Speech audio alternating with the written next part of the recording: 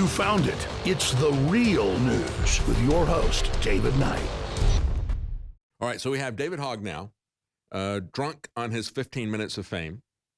And clearly, as I said before, this is literally the metaphor of a witch hunt, or as David Hogg would say, his favorite word is clearly. Clearly, this is a witch hunt. Clearly, it is, clearly.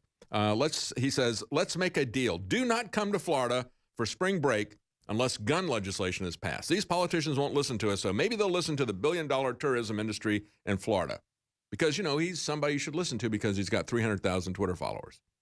I wonder if anybody has ever really looked at these Twitter followers of him and of Emma Gonzalez, I think Emma Gonzalez. She now has more than 1 million Twitter followers, more than both the National Rifle Association and its spokesperson, Dana Loesch. Politico is very proud of that. I wonder if anybody has ever looked at she only signed up on February the 18th. First time she had a tweet, and now she's got more than 1 million followers. Are all these followers real, or are they bots? She got any fake followers? Did she buy any followers? Did CNN buy them for her? Every time you make a comment on social media, you know this, conservatives and libertarians, every time you make a comment that they don't agree with, they just call you a bot because, racism, that was so 2017. So now they just call you, instead of a racist, they call you a bot. If you are well known, then they call you something else. They say that you are harassing and bullying them. But I wonder if anybody's done a check as to whether or not these Twitter followers are real. But that doesn't make you authoritative, does it, to have Twitter followers? His Twitter bio describes him as a filmmaker, an entrepreneur, a surfer, and never again. Let me tell you something. Never again is the essence of delusion in this life. If you think that anything that's ever happened is never again going to happen, or you can do something to make it never again happen. Let me just say something to the high school kids out there who are lecturing us on our rights and liberties. You have rules in high school, don't you? When your teachers make a rule, does that mean that conduct is never again going to happen? See, that's the way the real life works. It's a little bit of a glimpse into how rules work or don't work. But then he offers this suggestion. He says, I've got a better idea than coming to Florida. David Hogg says, spend your spring break in Puerto Rico. Yeah. Better take an electric generator and some batteries with you, too, when you go to Puerto Rico. The Florida shooters, these kids now are eyeing a big book deal, and perhaps it'll have a lot of pictures. I don't know. Are they going to have somebody write that for them? Facebook today came out with a major announcement saying that we're adding more ways to use face recognition besides just suggesting tags. And it's so happy. Facial recognition is not an invasion of your privacy by Facebook. No, it's good news. It's good news. You're going to really love this because they've got 3 bullet points there. This is what face recognition technology will do for you. It will find photos that you're in, but you haven't been tagged. It will help protect you from strangers using your photo. You mean strangers like Mark Zuckerberg using my photo? Or strangers like some creepy NSA, CIA Politico guy like James Clapper or Michael Hayden? It's going to protect me from those guys. It'll tell people with visual impairment who is in your photo or video. Isn't that nice? Isn't that nice? It's kind of like what DARPA does with their robots. They roll the robots out, and it's like, don't worry, Gort is not going to harm you. He's just going to help the little old lady across the street.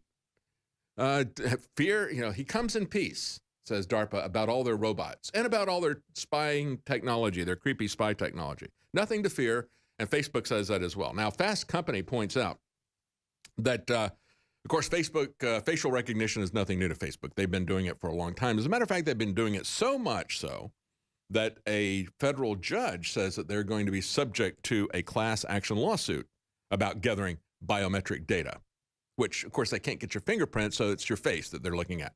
So you've got a federal judge saying, it's probably going to have this class action lawsuit. You are subject to it because you're grabbing this information, you're gathering it, you're storing it. And so that happened. They came out with this disclaimer, essentially, but putting it out as happy news. Everybody, if you're a Facebook user, you got this information today. They put that out at the same time. And then down below it, after they've told you what a happy thing it is to have your face recognized by Facebook, They say you control facial recognition. This setting is off, but you can turn it on at any time, which applies to any features we may add later. And then maybe they'll have a rule coming down the pike later on that says, oh, we've made that the default to be on all the time. That's probably how it's going to work. And so that brings up the question. You know, we have these teenagers who are loving the limelight. They're writing books. They're on television all the time. They're being used as the shield for adults. Shield for adults. As a matter of fact, TMZ pointed out George Clooney and Scooter Braun. Scooter Braun, you may not know, but Scooter Braun was active in the UK in terms of pushing a Manchester charity event for victims of the Ariana Grande. Is that Grande or Grande? I don't even know who she is. Some kid who had a popular teenage star. And there was a concert bombing there at that thing. So, and that's no reference to the way that she performs, quite frankly. When they say a concert bombing, they mean it literally. But yeah, that concert was bombed. And so Scooter has already been there with a Manchester charity event. And now he is teaming with George Clooney and others. And TMZ is reporting this and say, we know that they're really running this March for Our Lives. It really is George Clooney's March for My Agenda march. They're using these kids. That's why when I said they're being useful idiots, just as Lennon talked about it, or as Mark Zuckerberg talks about the people that use his service. He calls them dumb effers. Lennon called them useful idiots. I said they're youthful idiots. They're using them as a beard and say if you say anything about them, you're bullying or harassing them. And so they said, we know this because one of our producers emailed members of the campaign that were triggered by the Marjorie Stoneman Douglas shooting. She wanted to know how many sweatshirts and T-shirts and things like that they'd sold. And they said, well, we think it's over 22,000 items sold, but the producer wanted to know more. So they referred her to a woman who's running the campaign. It turns out she works for Scooter Braun. And then they also found out that Clooney, who donated $500,000 to it and then got his friends Oprah and Spielberg and who knows how many other politically inclined, ridiculously wealthy Hollywood people put money into that. They're actively working behind the scenes to provide various forms of help. Sources at March for Our Lives tell us that Clooney is the one who started the behind-the-scenes work, and he recruited Scott Braun. We're assuming, they said, that they've done all this on the QT because they feel it would diminish the impact of the movement if celebrities appear to be running the show, precisely. You're sick and tired of hearing Democrat politicians call you a racist. You're sick and tired of hearing Hollywood stars virtue signaling to you, telling you what you have to do. So what do? They get some fresh new faces and use them as the beard, as the shield for their operations. The students are the ones changing hearts and minds, they say. So it's important that it stays that way. And you have George Clooney telling TMZ, we've donated money to help pay for the march, but the march and all the activities surrounding this movement belong to you, the people. Yes, you children who are out there. And so as we look at this and we look at the way that these kids are being used, we need to ask what effect this is having. You know, there's things in our society that have changed, aren't there? One of the things that has changed is social media. And there's a story up on USA Today that we don't have time to get into. I'll get into it more tomorrow. Why are so many of my teen patients cutting themselves, says a doctor? He believes the answer lies in social media and how it can affect the emotions, the self-image, the self-esteem of teenagers who are not emotionally mature, who don't have judgment, who depend so desperately on the attention that they get with social media.